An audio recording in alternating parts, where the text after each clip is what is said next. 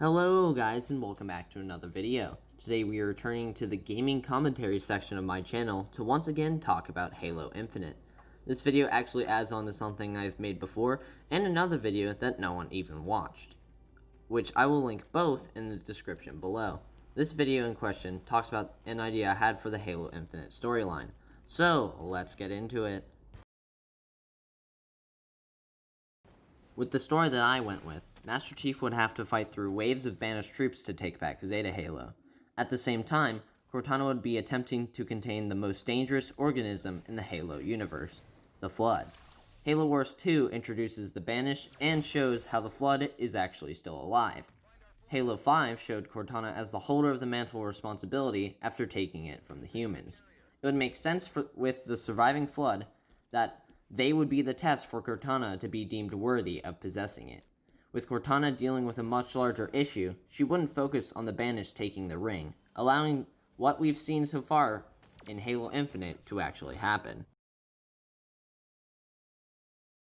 Now, we get to the new stuff.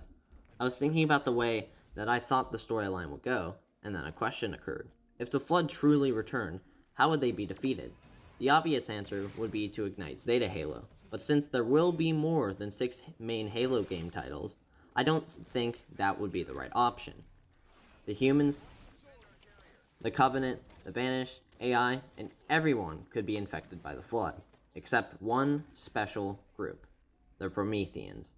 These annoying floating metal enemies were first introduced in Halo 4 and shifted the focus from the Covenant and onto the Forerunners. They were controlled by the Didact after being freed from the shield world of Requiem, and then passed on to serve Cortana in Halo 5. The Prometheans were created by the Composer, a weapon designed to turn organic life into an Iron Legion. The Promethean Knights are clearly tied to humans, as when they're attacking they sometimes reveal a shape of a human skull inside their metal mask. These are living beings whose souls were trapped in machines. Without their original body, the Flood would be powerless to convert them. The Flood survives by consuming the matter of organisms, which is why by killing all life with the Halo array, the Flood would die out. The Prometheans would be able to stand a chance against the Flood. Overpowering and destroying them is still an option, but at least they couldn't be used against the own universe it was trying to protect. Unless they are controlled by a being who currently leads them, like Cortana. Say that Halo takes the story in a similar route to what I would think would happen. Then Cortana, doing her best to contain the Flood, is the only thing between the universe and total annihilation. During my first plot video, I mentioned something that would put a lot of tension on how a Halo Infinite would play out: the Logic Plague. The Logic Plague is how the Flood infects AI, though they aren't truly living creatures. In Halo lore, the biggest example is of the Forerunner AI, Mendicant Bias.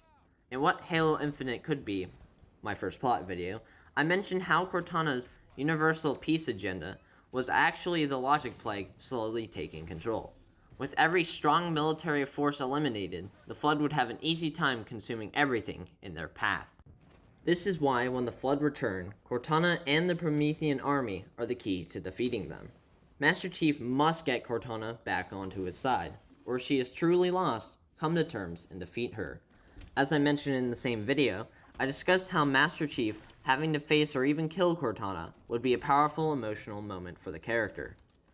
The first 2 installments, when focusing on Sierra 117, Wonder Why I Needed That Halo 5, showed his inability to let go of his lost AI.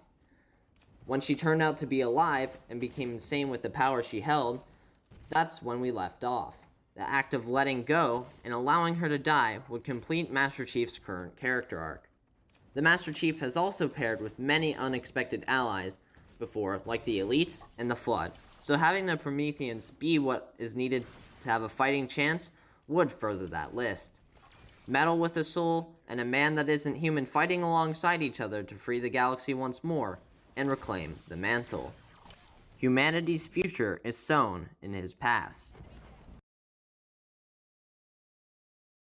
Every piece has been laid out for a climactic 6th installment to a franchise that is long overdue for a new title.